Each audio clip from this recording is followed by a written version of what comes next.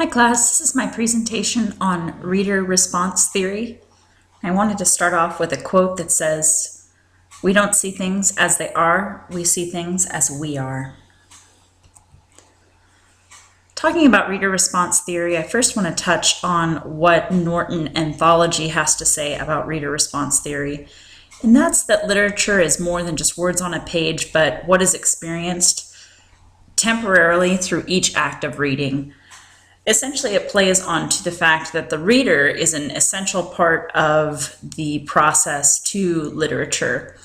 Whereas other critical theories might dismiss the reader and say that the text can speak on its own, this one obviously emphasizes the fact that the reader is an intricate part. And it even goes on to say that the reader serves to the text like a musician to a musical score. And this really resonated with me because that truly is the essence of it. If you hear a 5-year-old playing Bach, it's definitely going to be different than if you had actually experienced Bach playing his own work himself or an experienced musician playing it. You're going to get a lot more depth and emotion from there.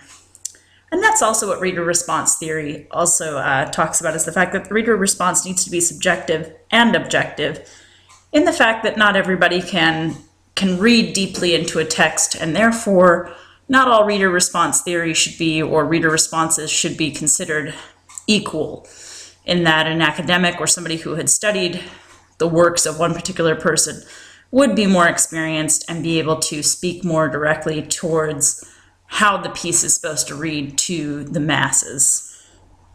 It also talks last about how literature really helps shape the social identity and therefore shows a reflection of the readers through their works.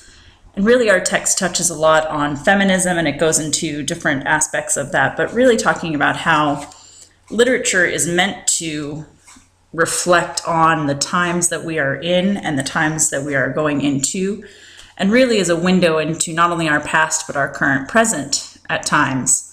And that really needs to be reflective of that, and therefore obviously a reader could identify with that if it's written in their own time period, or be able to understand a portion of history better through the response of somebody who was in that time. So I want to touch a little bit on where reader response theory started, and really it started with Louise Rosenblatt, who's considered the pioneer of reader response theory. She believed that literature itself must have some sort of connection to the students' lives or to the readers' lives, that the approach must, in order to capitalize upon the students' lives, be inductive, and that students must be involved and must be engaged to the point where discussions lead them to raise personal, meaningful questions and seek the text based on seek in the text the basis for valid answers. So essentially, again, we're talking about how the reader is involved in this whole process and what it is that they need to do as a whole. And obviously her approach and the approaches that they were talking about was from a learning aspect. So that's why we talk a lot about the student as a whole here. Coming into a little bit more modern times, her predecessor, Wolfgang Izzar, really took this to a next level by suggesting that the act of reading invokes an aesthetic response as the reader draws from their own interpretation resources and engages the text.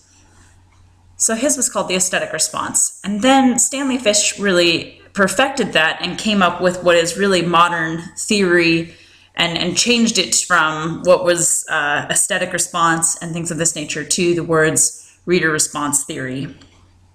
And moving into current times, where we have Tom Barone, who takes reader response theory to the next level and really does it as part of educational research. And his intention is to take the amount of interpretive space, or the degree for which the interdeterminacy of the text determines the reader's response. So talking about how in education, the fact that the degree of the text itself will also help the readers themselves determine what their response is going to be to the text. So let's talk a little bit about the opposition and what their position is. Specifically, I want to focus on the formalists who review reader response theory as being anarchic or subjective. Basically, that this just seems like a form of anarchy to them, that to be able to have just the reader respond to the piece is not enough, and really is not subjective enough. Also, that the reader cannot be objective and therefore cannot be trusted to be able to analyze a text, that the text needs to be able to sit on its own. The irony of this is that there are studies that show that the only thing that a computer is not able to do is something that we as humans are the only thing that we can do, and that is put interpretation or meaning and feeling to a text, which kind of seems to be in opposition of the formalist view, that the reader is essential to understanding and being able to touch a text in that way. But let's talk a little bit about what reader response theory should not be about. It should not be an opportunity to ignore the text. The text is still important. It's an intricate part of it. The reader cannot respond to the text without the text.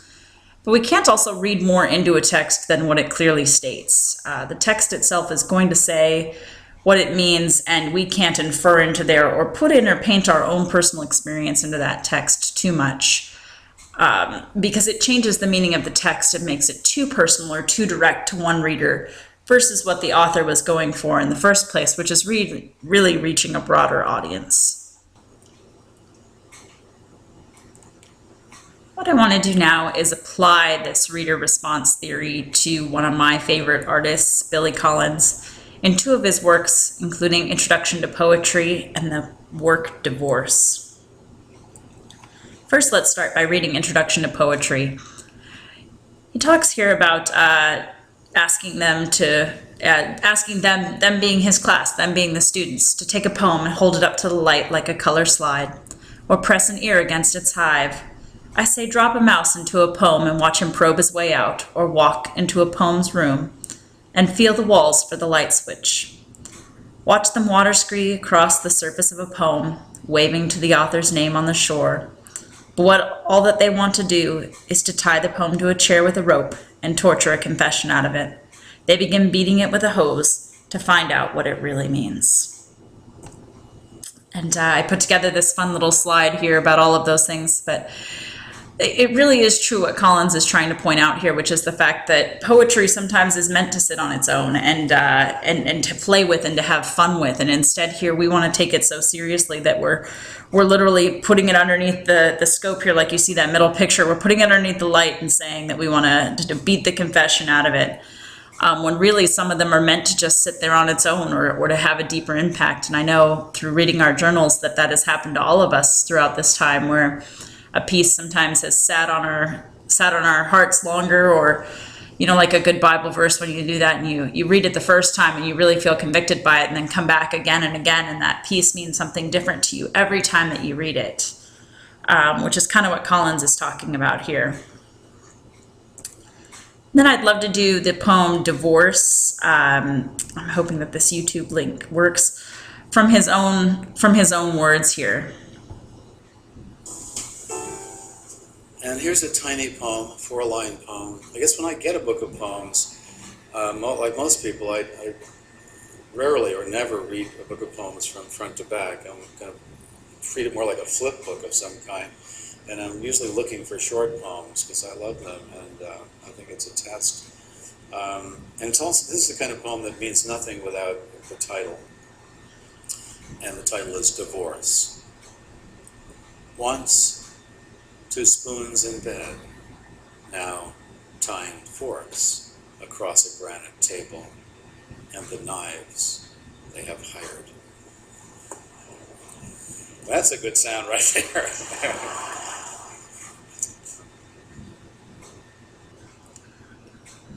You can note 3 different things that can really speak to the reader response theory in this video.